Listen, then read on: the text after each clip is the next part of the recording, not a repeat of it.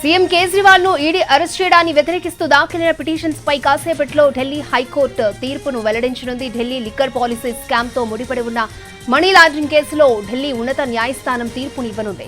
Justice స్వర్ణకాంత Sharma 3 గంటల 15 నిమిషాలకు ఉత్తర్వులు జారీ చేయనున్నారు. 100 కోట్ల రూపాయల అవినీతిపై ఆధారాలున్నాయని విచారణ సమయంలో ఈడీ వాదనలు వినిపించింది. అయితే ఎన్నికల సమయంలో అరెస్ట్ చేసేందుకు సాక్షుల నుంచి బలవంతంగా వాంగ్మూలాలను సేకరించారని, తన అరెస్టు చట్టవిరుద్ధమని కేజ్రీవాల్ స్వయంగా వాదనలు వినిపించారు. ఇరుపక్షాల వాదనలు విన్న హైకోర్టు తన నిర్ణయాన్ని రిజర్వ్లో పెట్టింది. కాసేపట్లో తీర్పును ఇవ్వనుంది. కోర్టు ఎలాంటి తీర్పు ఇవ్వబోతోంది అనేది ఉత్కంఠగా మారింది. అరెస్టును సమర్థిస్తుందా లేక వ్యతిరేకిస్తుందా అన్నది ఆసక్తికరంగా మారింది.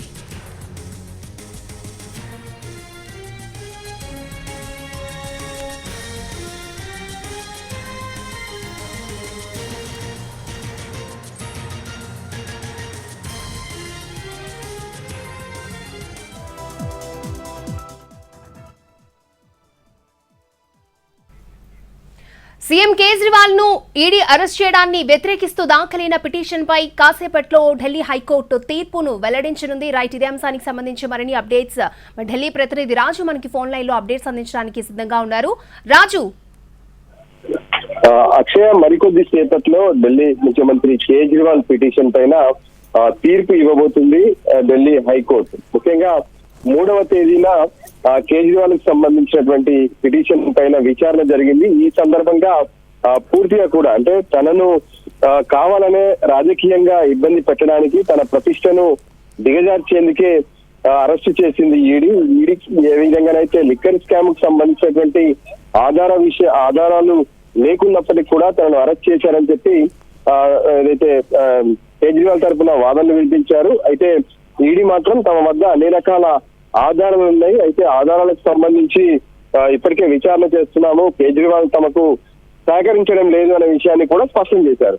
సో ఓవరాల్ గా దీనికి సంబంధించి ఇరువైపులా వాదనలు విన్నటువంటి కోర్టు మొత్తానికి ఏదైతే తీర్పును ఈ రోజుకు వాయిదా వేశారు, అంటే రిజర్వ్ చేస్తూ ఇచ్చారు. సో మొత్తానికి 3:15 నిమిషాలకు కేజ్రీవాల్ సంబంధించినటువంటి ఏదైతే పిటిషన్ పైన తీర్పు ఇవ్వబోతున్నారో, ఇప్పటికే దీనికి సంబంధించి తను ఛాలెంజ్ చేసినటువంటి అంశాలు అంటే ఈడీ అరెస్ట్ చేయడం, దాంతో పాటు తనని తిహార్ జైలుకు రిమాండ్ లో పెట్టడం, ఈడీ కస్టడీలోకి తీసుకోవడం, ఈ అంశాలన్నింటినీ కూడా కేజ్రీవాల్ తను ఛాలెంజ్ చేసేటువంటి పరిస్థితి ఉంది. మొత్తానికి మరికొద్ది సేపట్లో వచ్చేటటువంటి ఈ తీర్పు పైన ప్రతి ఒక్కరు కూడా ఉత్కంఠగా ఎదురు చూస్తున్నారు. అంటే ఢిల్లీ లిక్కర్ కేసుకు సంబంధించి ఇప్పటికే ఆమ్ ఆద్మీ పార్టీ ఎంపీ సంజయ్ సింగ్ కు బెయిల్ వచ్చింది. సో ఆ తర్వాత ఇప్పుడు కేజ్రీవాల్ కూడా తన నివాసంలో ఎక్కడ కూడా ఒక పైసా దొరకలేదు, పైగా లిక్కర్ కేసుకు సంబంధించినటువంటి వ్యవహారమే లేదు. కావాలనే ఈ విషయాన్ని ఈడీ అధికారులు కుట్ర పన్నుతున్నారు అనే విషయాన్ని కూడా తన వాదనల తరపున స్పష్టం చేశారు. సో మొత్తానికి దీనికి సంబంధించి మరికొద్ది సేపట్లో ఆర్డర్ రాబోతుంది. అక్షయ. ఓకే రాజు.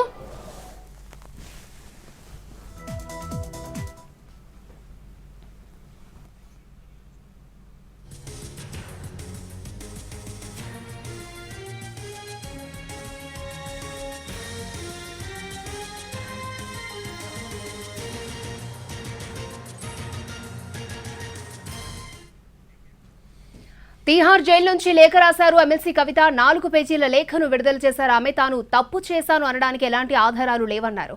2.5 ఏళ్ల పాటు ఈడీ, సిబిఐ విచారణ సాగిందన్నారు. వేరే వ్యక్తుల స్టేట్మెంట్ ఆధారంగా సాక్ష్యాలు లేకుండానే తనను అరెస్ట్ చేశారని చెప్పారు. లిక్కర్ కేసులో తాను బాధితురాలని అన్నారు. తన ప్రైవసీకి భంగం కలిగిస్తూ పర్సనల్ మొబైల్ నెంబర్ను బయటపెట్టారన్నారు కవిత. తన రాజకీయ పరపతిని దెబ్బతీసే విధంగా వ్యవహరిస్తున్నారని ఆరోపించారు. మానసికంగా, శారీరకంగా వేధించడంతో పాటు బెదిరించారని లేఖలో ప్రస్తావించారు.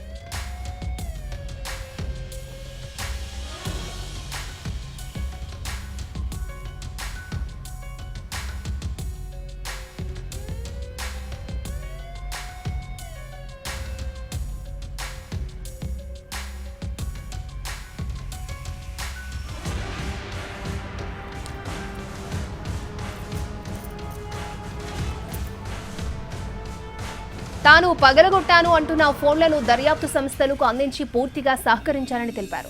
తరచూ స్టేట్మెంట్లు మార్చే వారి మాటలను పట్టుకుని మమ్మల్ని వేధించారని ఆవేదన వ్యక్తం చేశారు. ఈ కేసులో సాక్ష్యాలు మార్చాలని ఈడీ తనపై అపవాదు వేసిందన్న కవిత, ఈ కేసు కేవలం స్టేట్మెంట్స్ పైనే ఆధారపడి ఉందని, అవినీతికి ఆధారాలు సాక్ష్యాలు లేవని జస్టిస్ సంజయ్ ఖన్నా చెప్పారని గుర్తు చేశారు.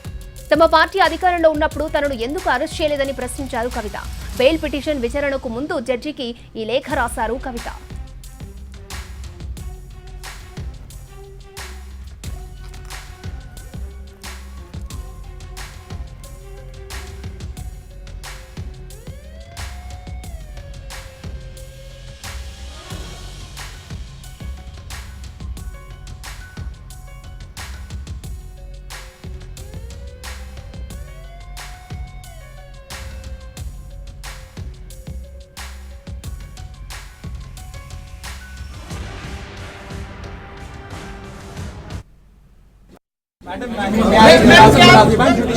This is a case completely based on statements. It is an illogical case. It is a political case.